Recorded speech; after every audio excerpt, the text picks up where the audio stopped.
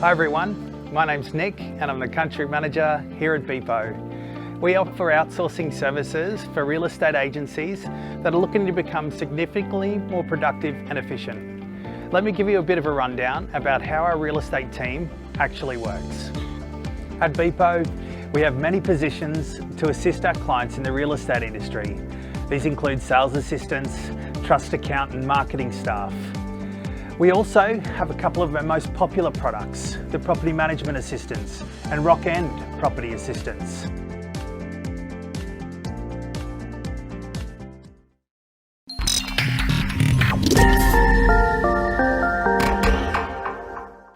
Hello and welcome to the show. Well, artificial intelligence is synonymous with the technology industry, but it hasn't typically been a core component of real estate. However, it is slowly but surely demonstrating its worth across many parts of the industry, including building design, smart homes and valuations. Architects were in fact one of the first to use technology to help with building design. And similarly, they're also been very, very proactive and early adopters of artificial intelligence or AI. So how is that impacting what we do? Scott Matthews is the Chief Data and Analytics Architect at CoreLogic and joins me to discuss this fascinating subject. Hi Scott, how are you doing? Yeah, well, thanks Kevin. Nice to be here. Yeah, good to be connected again. Hey Scott, could you just give us a bit of a maybe practical example or two of how artificial intelligence is entering into our daily activities already? How can we see it? Yeah, it's starting to present itself in a number of different places. I suppose probably the first and best example in some respects is the Google search. So we've come to be very familiar with searching for information on the internet, and we get presented back what we expect to see. And that's really the key of AI done well. We're seeing more and more of that to start to come into services like Netflix. So as we go and watch movies and TV content, what's being presented back to us really is what we would expect to see or what we're going to be most interested in. So it becomes quite seamless, and almost in a way you don't even know that there's sort of AI. You're interacting with something that is artificial intelligence because it's really looking at your behaviours and that of many other people who are interacting with these platforms and making that experience quite seamless and quite natural in a way.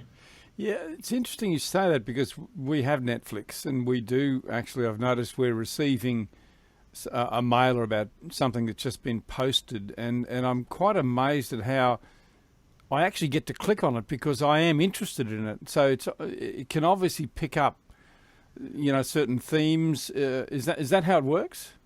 Exactly right, and more so because Netflix started as a mailing DVDs out to people. Now, of course, that they're in an online streaming environment, they can see in much more detail how much of the content people are actually watching. So if you open a show, for example, and then quit after 60, 90 seconds, there's some research they've done where a lot of people jump out at that point.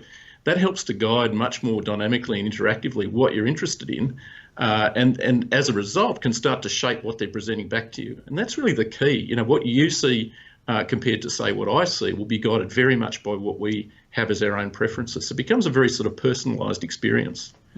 We've got a Google Home. I imagine, we're communicating with that more and more and getting used to asking her questions to things that we probably would have gone and searched for anyway. Yeah. I imagine that Google would be watching carefully what information we're seeking, and they'll get to the stage where they'll start feeding us that information automatically. That's exactly right. So they start observing it, starts by observing that behaviour, and that's really the key of being able to build any of these systems, is starting to get that information.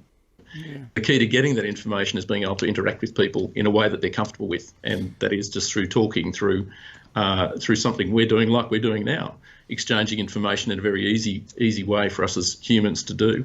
They'll be watching that, starting to look at patterns emerging. And if you've got Google Home and Amazon's Alexa, the same sort of thing, you can start to imagine over time people's homes will become very intuitive and interactive with the way they sort of move through the home, the way they're using appliances in the home, those sorts of things. Will become a little bit more proactive rather than they're, I suppose, more reactive at the moment. Yeah, I remember going back a decade or two, I don't know how long it was, when we were all very concerned about Big Brother, but this is Big Brother on steroids, really. And I think we've just grown used to understanding that what we do is no longer secret. I mean, as an example, probably a little bit off topic, but you know, how the banks are now assessing our daily activities in terms of expenditure as to our ability to repay loans. So there's a lot more information about what we do out there than we probably even realise. Absolutely, and this is a key question, I think, just more broadly, and I agree it's probably just a whole other discussion in and of itself, but as AI starts to become more embedded in our daily lives, what are we giving up in terms of our privacy, but what are we also gaining in terms of, for example, you know, ease of accessing things in our home, ease of accessing information and content that's relevant to us. So there's definitely a trade-off there and something for people to be aware of, I think, absolutely. Let's take this into the real estate agent space just for a moment. How is AI developing in that space, how we work as real estate agents, and how are consumers going to see that, or will they in fact see it, and will it impact them? I think so. I think, you know, as you alluded to in your introduction, it's slowly emerging in this space. For agents, I can see things like Google's Assistant being quite useful. So taking those day-to-day kind of practical aspects of the job, scheduling appointments, taking phone calls even. I mean, things will develop to the point where a lot of that initial lead generation sort of work, lead nurturing work could potentially be done by an AI interface that's helping to sort of filter out when do I as a real estate agent actually need to get involved and start engaging with this person. For consumers, I think, again, it's about that personalised experience as they're searching and looking for property, whether it be to buy or rent. Again, the information presented back to them can become much more personal to them. And I suppose you'll start to see more of an emergence of that kind of, you're pushing information out to customers at a time when they're going to be ready to move. So you'll be starting to really proactively jump in at the right time, which from an agent's point of view is really key. When do I go and talk to someone about potentially listing their property for sale, or when are they likely to come onto the market as a potential purchaser or renter? Yeah, I want to talk about the predictive nature of, you know, really what you're alluding to here now is predictive analytics, and we'll get to that in a moment. Can I just take you down another path just for a minute, and that is the personal touch. I guess it's a bit like asking, or, you know, trying to close the gate after the horse has bolted, but do we really need AI? Are we losing that personal touch? I think that's a really good question, and a good question we should all be asking. I think with property, look, certainly it's my view in the foreseeable future, we need people involved in that transaction. And it's the single largest financial transaction most Australians will undertake in their lifetime.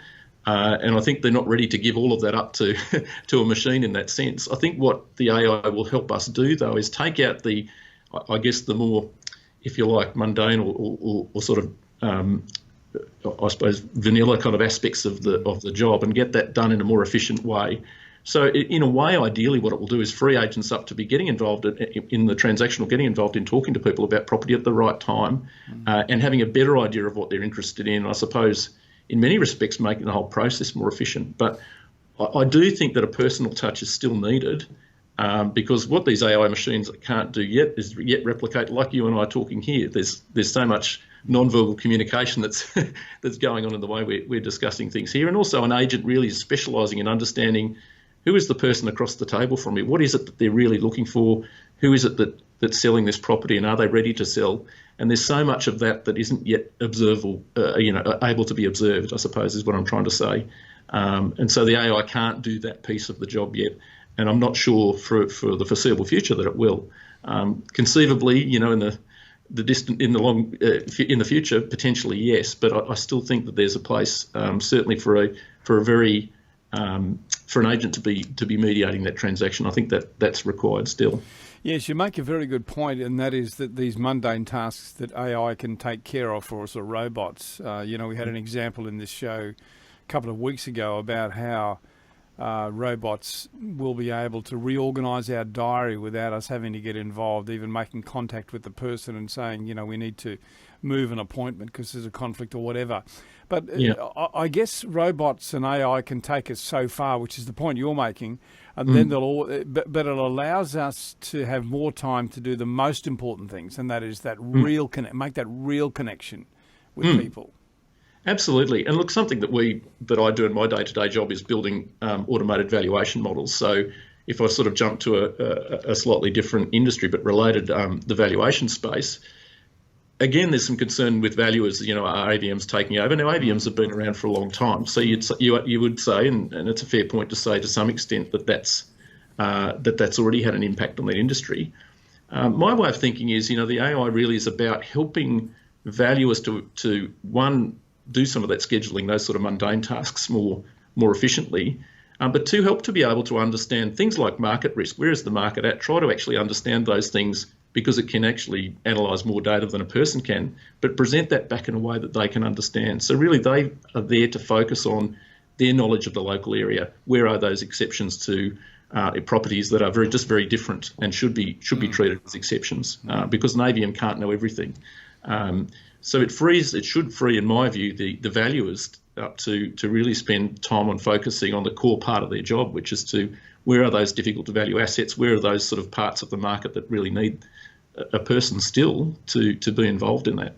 I might come back and ask a few more questions about that, but before Sure. we talk about AVMs or automated valuation models, or what are they called, or methods of valuating property. How accurate now is machine learning, a predictive analysis? Is it having an impact on AVMs? Because when they first came out, they were, very broad range, quite, not all that accurate. I guess it's a matter of garbage in, garbage out, really, isn't it? It is. Look, and we're still limited in the property space. You'll often hear, just to segue slightly with AI, examples of things like chess or all these sort of games. They're very well defined. We know the rules of chess. There's a certain number of moves you can make. A complex game, yes. When it comes to property, there's so many aspects of that whole interaction that we just don't have a good measure on. Coming back to AVMs, look, we are starting to get some traction with, we're just about to release a new AVM called IntelliVal, which starts to include some machine learning components. And it's helping to improve the accuracy to a degree.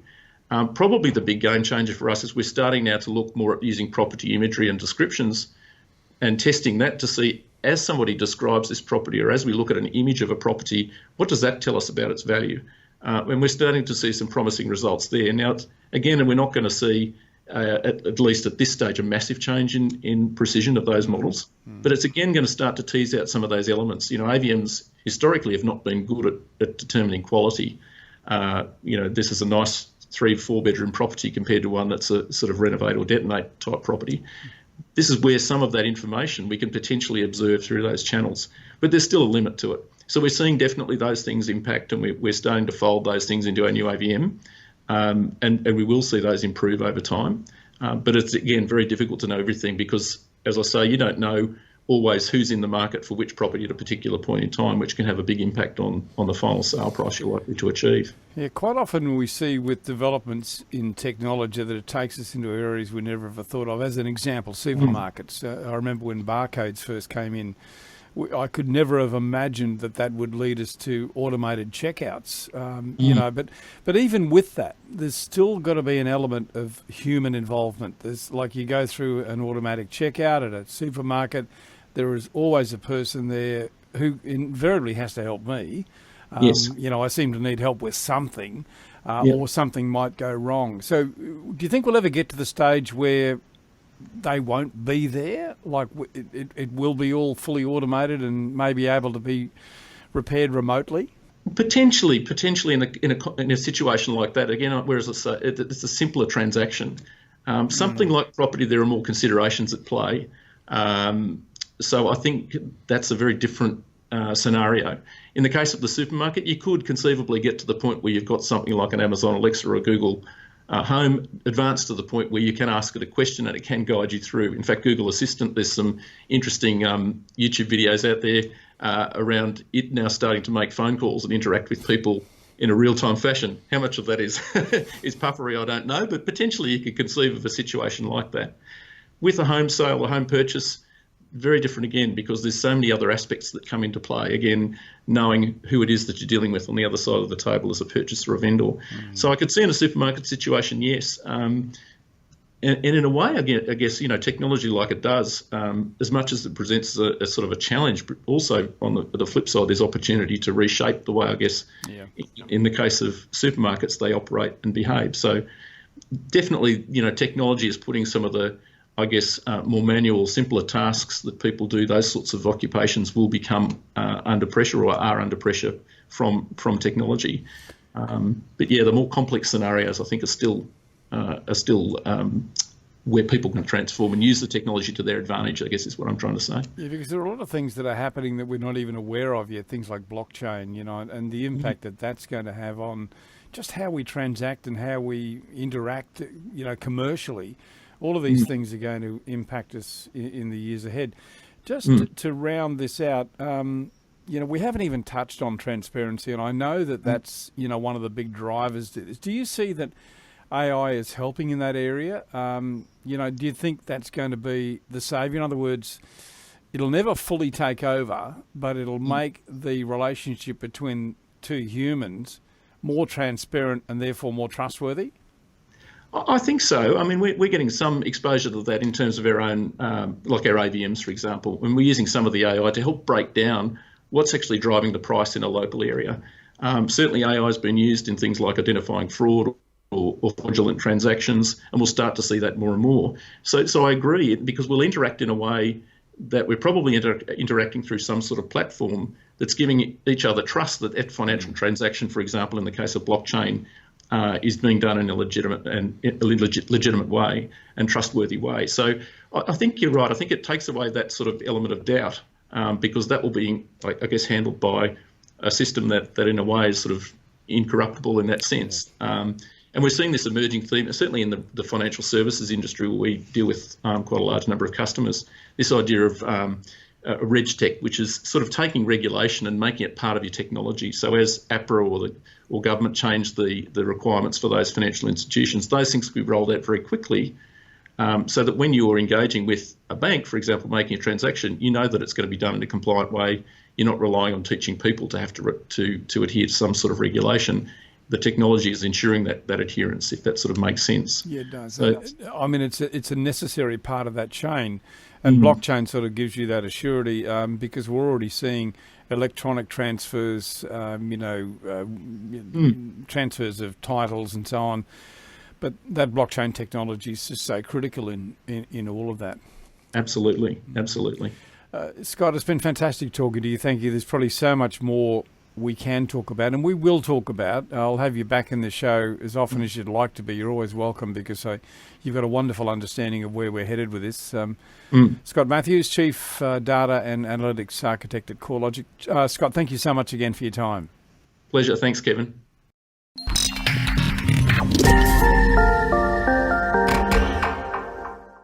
Did you know you can save up to 70% on your staff costs by outsourcing the low-value, repeatable tasks, so your team can focus on growing your business? Beepo is an outsourcing provider focused on the real estate industry. With an English-speaking, tertiary qualified and fully trained team in the Philippines, Beepo will give your business the boost it needs to start growing and returning value to you. For more information, visit beepo.com.au.